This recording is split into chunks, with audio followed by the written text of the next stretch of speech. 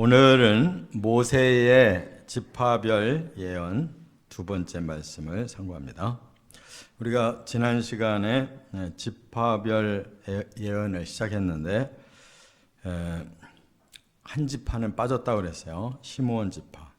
왜냐하면 시므온으로부터도 큰 범죄가 시작됐지만 그 후손들도 가나안에 들어가기 전에 광야에서 계속 죄를 짓는데 앞장선 자들이었기 때문에 하나님께서는 그들의 미래에 대해서는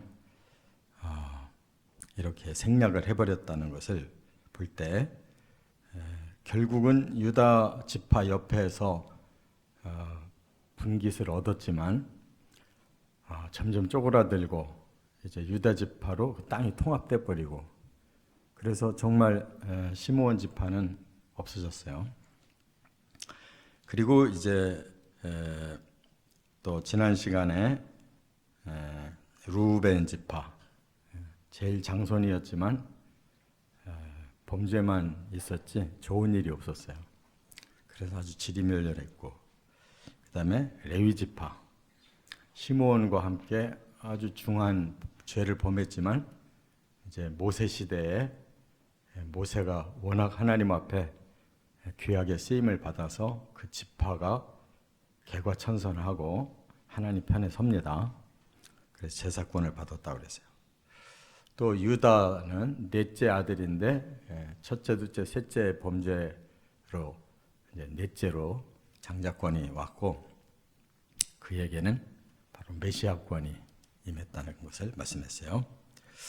그리고 이제 오늘은 라헬이 낳은 그 아들 그 요셉이 있고 베냐민이 있잖아요. 그 다음에 이제 레아가 앞에 4명을 낳고 한참 띄웠어요. 나중에 두 아들을 또 낳는데 그들의 그 이름이 스불론과 이사갈이에요. 그래서 오늘 이 네 지파를 상고하는데 특징이 이제 정실 부인들을 통한 여기까지는 정실 부인들을 통한 이란 자손을 묶었단 말이에요. 그래서 이제 요셉, 베냐민 이렇게 라헬의 자손으로 묶고 또 레아의 자손 중에 4명 빼고 밑에 둘을 더 낳기 때문에 이사갈 또 이 스불론을 포함했어요. 그러니까 성경은 정실을 앞에다 두고 또 이렇게 뒤에는 그런 여종들의 후손을 두는 것이 옳고 그름을 구별하고 있어요.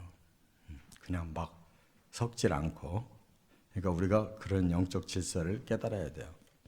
하나님의 질서에 우리가 순종을 해야지 자손들도 그만큼 복이 되고 당당한 거지. 그렇지 않으면 우리 대에서 이게 잘못 질서가 깨지면 그렇게 내려가는데 계속 그런 불이익이 있어요. 자, 그래서 크게 세 가지로 나눌 수가 있어요. 첫째, 이제 베냐민부터 먼저 말씀을 했어요. 12절에 보면 베냐민은 이제 12아들 중에 제일 막내였습니다. 그리고 라헬이 이 베냐민 낳다가 죽었어요.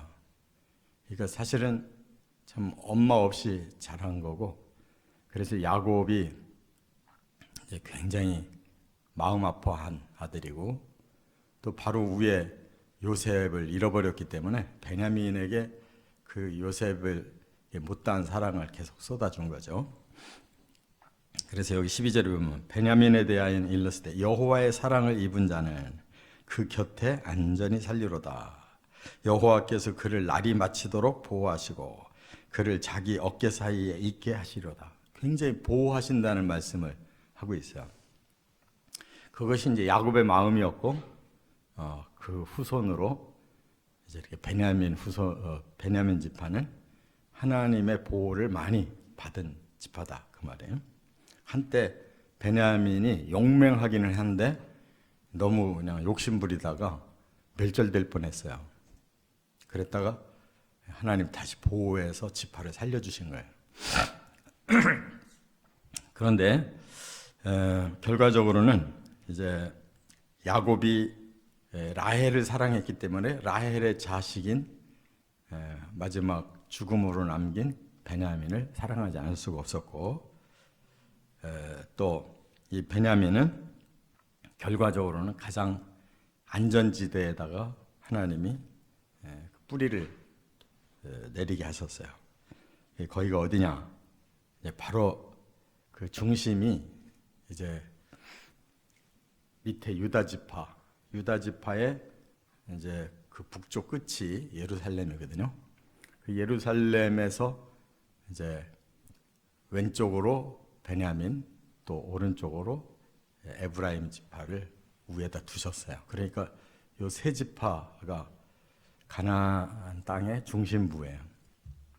세 지파가 크게 쓰임 받았는데, 나중에 이제 남유다 북이스라엘로 갈라질 때 그 위에 오른쪽에 있던 에브라임이 북지 지파들의 두령이 돼가지고 그 에브라임 출신의 여로보암이 북쪽 왕이 되는 일대 왕이, 그리고 예루살렘을 낀 유다 지파와 바로 왼쪽 옆에 붙은 베냐민이 그냥 그대로 정통성이 남아서, 그래서 지금 이스라엘 하면 바로 유다 지파와 베냐민 지파가 정통성을 지내요. 그래서 사도 바울이 베냐민 지파예요.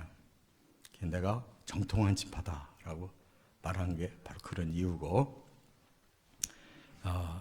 왕조 시대가 시작될 때에도 베냐민 지파에서 먼저 시작돼요. 그게 바로 사울 왕이에요. 그러다가 그가 변질됨으로써 꺾여버렸고, 바로 유다 지파에서 다윗이 왕이 됨으로써 왕조가 유다 지파에서 계속 나온 거란 말이에요. 이렇게 그 베냐민은 못된 짓도 했는데도 하나님이 굉장히 불쌍히 여기고 다시 지파를 살리고, 또 이렇게 그 두 큰 지파 중간에서 보호를 받게 하시고, 그래도 나중에 정통성을 지닐 수 있도록 유다 지파와 함께 남도록 이렇게 해주셨어요. 그러니까 하나님이 사랑하는 자의 그 자손들을 역시 사랑하시고, 되도록이면 그 사랑을 꺾지 않고 계속 지속해 주신다는 걸 알 수가 있어요. 두 번째는 요셉 지파인데, 여기 13절부터 17절에 보면 라헬이 이제 아기를 못 낳다가 막판에 둘 낳고 죽었는데, 그 첫째가 요셉이란 말이에요. 그래서 전체 12명 중에 11번째로 요셉이 낳고 12번째로 베냐민 낳았어요. 그런데 이 요셉은 어려서부터 아주 똑똑한 사람이에요. 그래서 뭐 하나님이 꿈을 뭐 2번씩이나 줘서 곡식단이 다 자기에게로 엎드려 절하더라. 해와 달과 별들도 자기 별에게 절하더라. 이런 꿈을 꾸고 막 아버지한테 얘기하는 바람에 형제들의 미움을 사기 시작했어요. 그리고 워낙 라헬을 좋아했기 때문에 이 요셉을 아니까 막 색동옷을 입혀가지고, 요셉이 뭐 어려서부터 똑똑하기도 하고 사랑도 받고 이렇게 크다 보니까 상대적인 미움을 형제들한테 받아가지고 종으로 팔려갔잖아요. 그러나 하나님의 섭리였어요. 애굽의 이 기근을 애굽의 기근은 전 세계의 기근이에요, 그 당시에. 그러니까 요셉이 처음에 종으로 들어가고 가정 총무 됐다가 또 그렇게 그 보디발의 아내가 또 음모를 꾸며서 또 감옥 들어갔다가 결국 꿈으로 이 사람이 출세를 해요.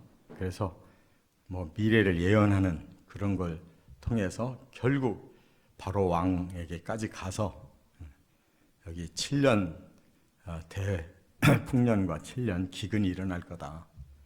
그거를 미리 예언하고 바로 왕이 자기의 자리를 앉혀줘요. 자기는 그냥 형식으로 있고. 그래서 그 시대에 기근으로 죽을 것을 살리는 영웅이 되게 하시잖아요, 하나님이. 그 바람에 그는 한마디로 말하면 하나님께로부터 육적 축복을 받는 장자권을 얻었어요. 그래서 그 아들이 애굽에서 둘을 낳았어요. 큰 아들이 므낫세, 작은 아들이 에브라임인데, 말하자면 야곱에게는 손자인데 손자를 아들대로 끌어올려요. 요셉 이름을 빼고 므낫세, 에브라임을 두 지파로 넣어주니까 결국 레위 지파는 헌신 지파로 빠지고, 그래서 12지파가 된 거란 말이에요. 레위 이름 빠지고 요셉 이름 빠지니까 이렇게 12지파가 된 거였어요. 그러니까 그들은 땅덩어리도 가장 큰 땅덩어리를 더구나 요단강 우측에서도 받고 또 서편에 들어가서도 받았어요. 여기 므낫세는 그래서 두 군데가 다 땅이고, 그래서 굉장히 땅이 전체에 비해서 그냥 많은 땅을 받았고, 에브라임도 중심축에 서서 바로 굉장히 쓰임을 받았어요. 그래서 여호수아가 바로 모세 다음에 영도자가 되어서 가나안 땅 정복하는데 여호수아가 쓰임 받아요. 그가 에브라임 사람이에요. 그다음에 나중에 남쪽 그 유다 지파 빼고 10지파가 다시 뭉쳐서 나라를 세울 때 에브라임 지파 여로보암이 세운 거란 말이에요. 그러니까 결국 그 요셉의 자손들은 영적으로는 그렇게 뛰어나지를 못했지만 세상 복을 많이 받은 자들이에요. 그래서 오늘 본문에 보면 계속 선물 그러잖아요. 여기 보세요. 13절에 보면 그 땅이 여호와께 복을 받는다. 그래서 하늘의 보물, 이슬과 땅 아래 저장한 물, 또 태양이 결실하게 하는 선물, 태음이 자라게 하는 선물, 옛산의 좋은 산물과 영원한 작은 언덕의 선물, 땅의 선물, 거기 충만한 거, 가시떨기 나무 가운데 계시된 이 은혜로 말미암아 복이 요셉의 머리에 형제 중 구별한 자의 정수리에 임할지로다. 그러니까 이 복은 그야말로 그 시대에 세계를 구원했고, 이스라엘을 구원해서 애굽으로 들어가게 해서 민족을 만들게 하는 그런 위대한 일을 요셉이 했기 때문에 그 자손이 이런 복을 대대로 하나님이 주신다고 약속한 거예요. 그래서 실제로 그 요셉의 자손들 중에서 이제 탁월한 인물도 나오고, 이렇게 나라가 부패했을 때 둘로 쪼개져서 북이스라엘도 만들고, 이렇게 하나님이 또 땅도 제일 많이 주고, 또 그 자손들이 두 지파 합하면 숫자가 제일 많아요. 유다 지파도 많지만 거기보다 더 많아요. 두 지파 합하면.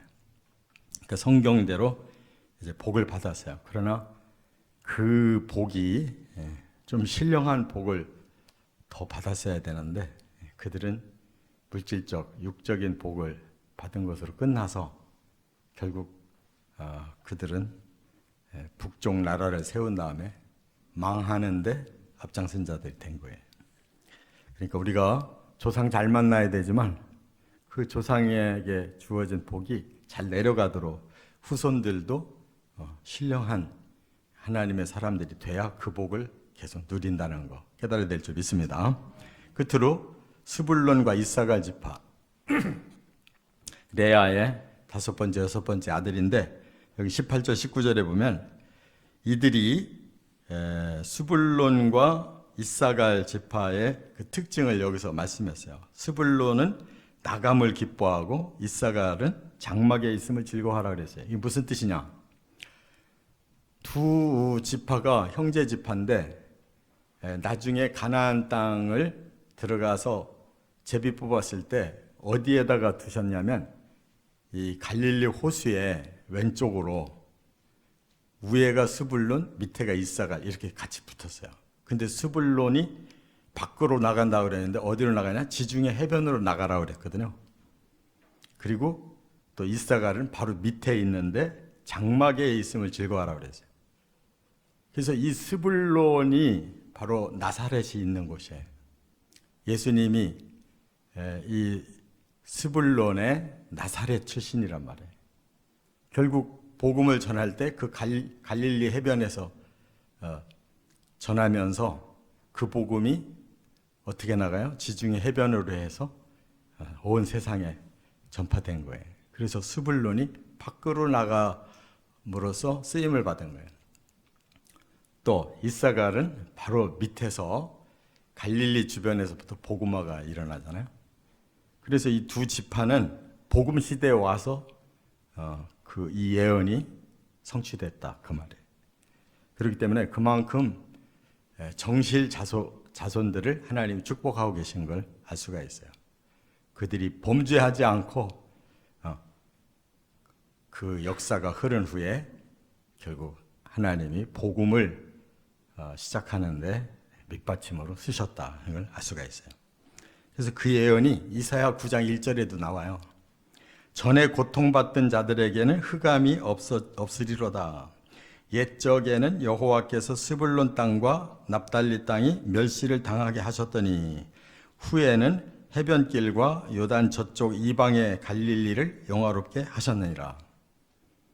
그러니까 과거에는 아주 저 변두리에 있어서 전혀 기대가 안 됐고 또 그만큼 빈약했던 땅이 후에 이제 하나님께서 크게 들어쓰시는 시대가 올 거다라고 했는데 여기 스불론과 납달리가 결국 복음의 전초기지가 된 거예요. 그래서 예수님이 갈릴리 주변에서부터 제자들을 모아서 거기서 제일 많이 복음을 전하고 기적도 많이 일으키신 거예요. 그러니까 이사야 9장 1절에 예언대로 스불론이 그렇게 쓰임을 받았다는 걸 깨달을 수가 있어요. 그러므로 여기 바다의 풍부한 것과 모래에 감추어진 보배를 흡수하리라. 그러니까 뭐 바다와 모래를 파서 뭐 돈 벌으라는 뜻이 아니고 바로 그 바다를 향해서 보배를, 그러니까 영혼들을 구원하는 그런 복음화의 시대를 하나님 예언한 대로 주셨다 그 말이에요. 이렇게 성경은 어려운 것 같아도 뼈대를 알면 쉬워요. 한 단어 한 단어가 비밀을 담고 그것이 그 뭔가를 보여주는 하나님의 계시거든요. 그래서 이미 스불론 이사갈은 그 야곱이 예언할 때에도 그 방향으로 똑같이 예언이 돼 있어요. 저나 여러분이나 여기서 깨달아야 되는 것은 조상들 중에 훌륭한 조상이 있으면 복이 배가 되는 거예요. 자손들이 그대로만 이어간다면 복이 배가 되는 거예요. 그러나 그 복을 까먹는 후손들이 되면 그건 불행한 거예요. 그래서 레위 지파 같은 경우에는 정말 악했지만 중시조 모세가 나타나서 하나님께 크게 쓰임을 받으니까 그 후손이 당대에 변화돼 가지고 하나님 편에 서니까 하나님의 제사장들이 거기서 나왔고 이스라엘의 정통성 있는 그 족보가 유다 지파, 아까 말한 베냐민 지파 그리고 레위 지파 사람들이 남은 거란 말이에요. 왜냐하면 레위 지파는 전국에 다 흩어졌잖아요. 그러니까 유다 지파, 베냐민 지파에 남았던 레위인들이 다 그대로 살아난 거예요. 할렐루야. 뿌리가 있는 거예요. 뿌리가. 왜 복을 받는지, 왜 쓰임을 받는지. 결국 하나님 앞에 그들이 믿음을 가지고 순종하는 자들에게 이렇게 뿌리가 내려가는 거라고요. 그런 축복 받으시길 주의 이름으로 축원합니다.